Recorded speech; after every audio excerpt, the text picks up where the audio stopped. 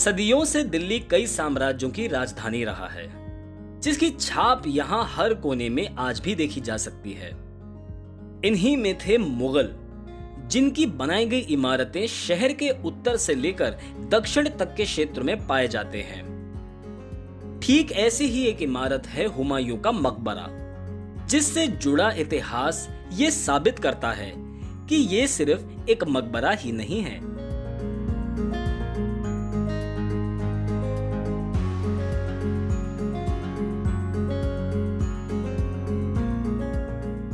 दिल्ली के पूर्वी निजामुद्दीन क्षेत्र में मौजूद हुमायूं का मकबरा स्थापत्य के नजरिए से एक अद्भुत इमारत है।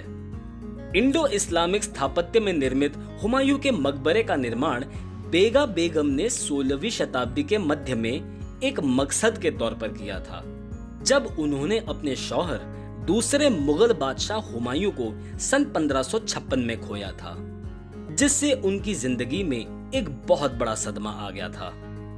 ऐतिहासिक नजरिए से देखा जाए तो हुमायूं का मकबरा अपने भीतर एक बहुत संपन्न इमारत मानी जाती है, जिसकी दीवारों में मुगल इतिहास से जुड़े अनेक पहलू दर्ज हैं।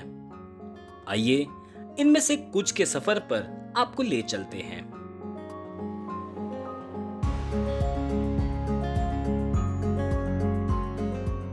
जहां हुमायूं का मकबरा मौजूद है, उसके पीछे एक आध्यात्मिक वजह है। दरअसल ये मशहूर सूफी संत हजरत निजामुद्दीन औलिया की दरगाह के करीब स्थित है, जो 13वीं शताब्दी के अंत और 14वीं शताब्दी की शुरुआत के कई वर्षों तक यहाँ रहते थे। बेगा बेगम का मानना था कि उनके शौहर को एक संत के करीब दफनाना बहुत शुभ होगा। जहां हजरत निजामुद्दीन औलिया रहते थे, वो घर आज मकबरे परिसर की उत्तर पूर्वी दिशा में देखा जा सकता है।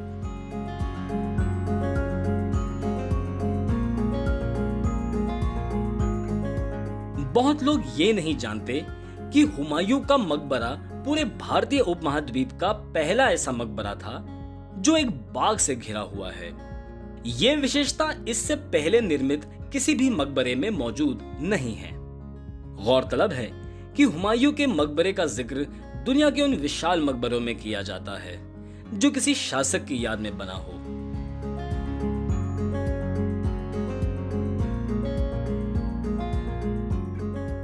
वास्तुकला के आधार पर देखा जाए तो हुमायूं का मकबरा 3 प्रमुख मुगलकालीन मकबरों का प्रेरणा स्रोत है।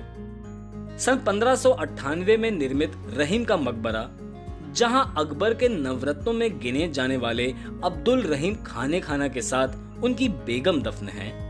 सन 1632 में निर्मित आगरा का ताजमहल, जहां पर 5वें मुगल बादशाह शाहजहां और उनकी बेगम मुमताज महल दफन है।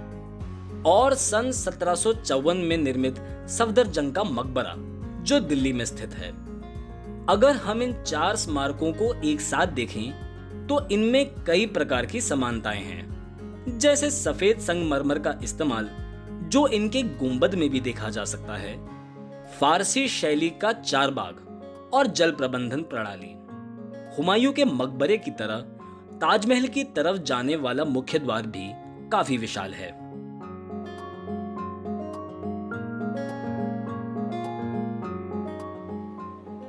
हुमायूं का मकबरा मुगल इतिहास का सबसे महत्वपूर्ण पन्ना है। दिलचस्प बात यह है कि रहीम के मकबरे और ताजमहल से भी पहले ये पहला ऐसा मकबरा था जहां एक दंपति एक छत के नीचे दफन है। दीनपना, जो आज दिल्ली के पुराने किले का हिस्सा है, वहां पर दफन होने के बाद हुमायूं को यहां दूसरी बार दफनाया गया था, जिसके बाद उनकी 2 बेगमों, बेगा बेगम और हमीदा बानो बेगम को भी उनके साथ दफनाया गया था। इस मकबरे में मुगल सल्तनत से जुड़े और कई लोग दफन हैं, जिनमें 14वें मुगल बादशाह आलमगीर द्वितीय भी गिने जाते हैं। हुमायूं के मकबरे के आसपास और कई इमारतें हैं, जिनका निर्माण इसके बनने के आसपास हुआ था। इनमें नाई का गुंबद, अरब सराय और नीला गुंबद जैसी प्रमुख इमारतें गिनी जाती हैं, जिनकी दीवारें मुगलिया सल्तनत की कई कहानियां बुनती हैं। हुमायूं का मकबरा मुगल इतिहास में दूसरी बार तब दर्ज हुआ जब मुगल शहजादे दारा शुकोह और उसके बेटे को औरंगजेब ने यहाँ कैद रखा और अपनी तख्त नशीनी की फिराक में उनकी यही हत्या की। मगर हैरत की बात यह है कि उनकी कब्र आज तक यहाँ नहीं मिली। लगभग एक शताब्दी के बाद हुमायूं का मकबरा आखिरी मुगल बादशाह बहादुर शाह जफर के छिपने की जगह बनी। जब सन 1857 के विद्रोह के दौरान अंग्रेजों ने बागी सिपाहियों को हराया, जिसके कारण बहादुर शाह लाल किले से भाग रहे थे और उन्होंने यहां पनाह ली। मगर अंग्रेजों ने आखिरकार उन्हें गिरफ्तार किया, जिसके कारण उन पर मुकदमा चला और उनको म्यांमार के रंगून में निष्कासित किया गया था, जहां सन 1862 में उनकी मौत हुई।